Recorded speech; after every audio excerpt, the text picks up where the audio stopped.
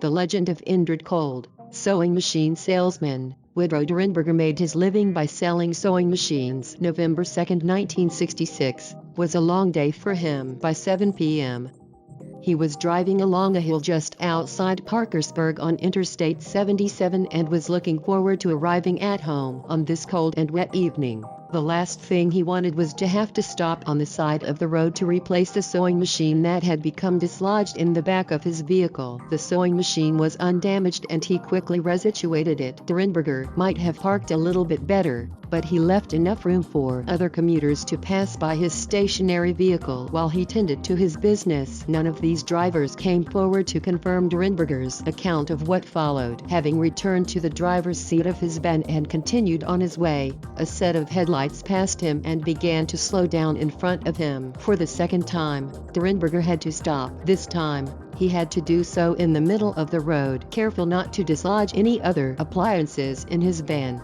Woodrow was driving conservatively and likely not driving anywhere near the speed limit. Despite this, his first thought centered on the patrol car and a possible sobriety test. He quickly dismissed this conclusion when he realized that he was not looking at a car at all. Whatever this was, it was shaped much like an old-fashioned kerosene lamp with a central bulge and flared edges. Encountering Indrid Cold, a door slid open and a man exited. According to Derenberger, this man was average in many ways. He had a deep tan and hair that was dark and swept back. A deep tan was unusual for the time of year, but the extraordinarily broad grin that this man wore was easily the most striking thing about his appearance. As soon as the man exited, he began to head in Derenberger's way. As the distance shortened, Derenberger noted that this man had a dark overcoat on, and beneath that, he wore a metallic-looking uniform that was green and glistened in the limited light. This man's arms were folded, and both sets of knuckles seemed to nestle within his own armpits. The man spoke. He identified himself as Indrid Cold and said that he came from a place less powerful than the United States.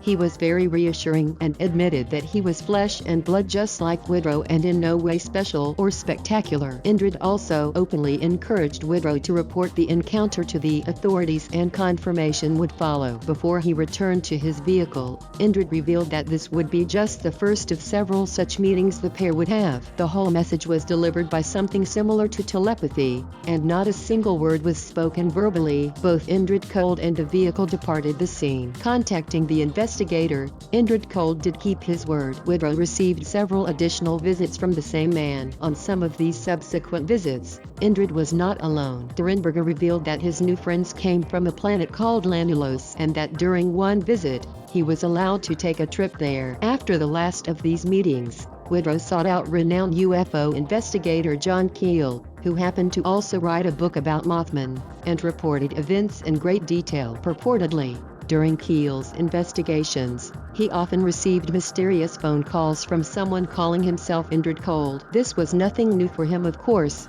but he did mention persons and not person.